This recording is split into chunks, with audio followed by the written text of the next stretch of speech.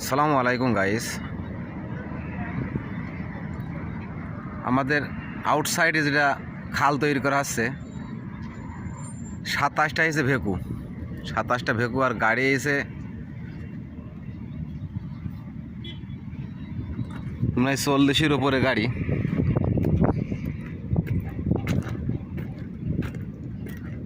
এই মাটি কেটে ড্রেন তৈরি করছে।